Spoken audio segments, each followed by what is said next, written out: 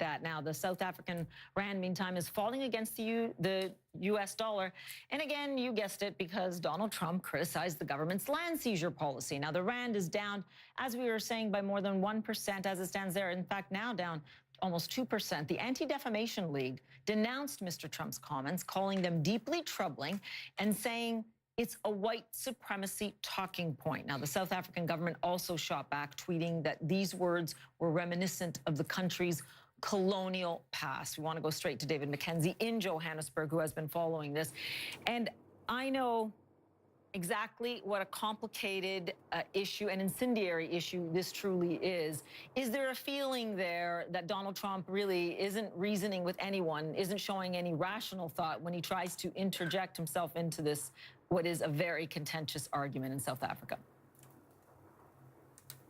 Well, the short answer is yes. I think that is the predominant feeling, both from the government and from many people in South Africa, that the president didn't necessarily put much thought into these tweets and into this tweet, and that the Fox News segment, which he appears to have based it on, Paula, is in fact factually incorrect in two ways. One, the farms that they describe as being seized aren't being seized right now. And two, farm murders, which are, of course, tragic, are, according to at least one agricultural group which surveys this, at 20-year lows. So based on the facts and that this is a presidential tweet wading into a very sensitive domestic issue here in South Africa, it hasn't been viewed very well at all. Paula? When we say not viewed very well, it was interesting. I want you to hear now, we spoke to the opposition leader of the Democratic Alliance, and he tends to agree with what the government is saying. Take a listen.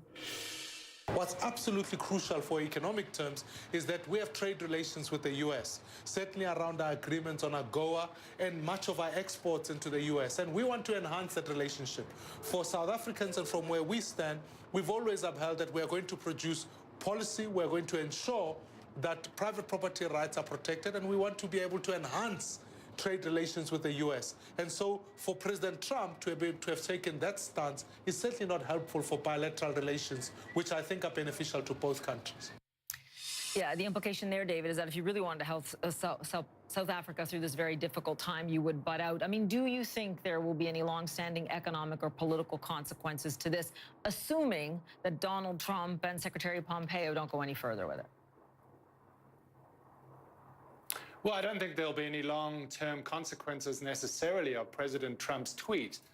Now, it depends on how the State Department, as you say, reacts to President Trump's tweet. I'm sure that there are embassies throughout this continent today from the U.S. side that we're trying to figure out how to deal with this, like there have been for several times that President Trump seems to have gone out on the cuff and dealt with foreign policy issues in this way.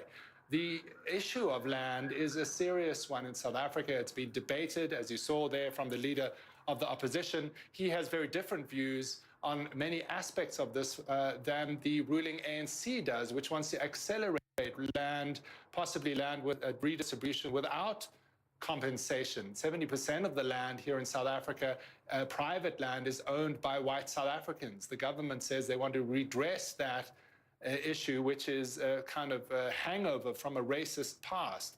The investor outlook on South Africa is quite tricky when there is this overall lack of clarity on how they're going to actually move forward with these policies. But that is a very different question and debate from what President Trump was talking about, which in essence is largely a white nationalist conspiracy theory that is being peddled for several months in the way that he framed it.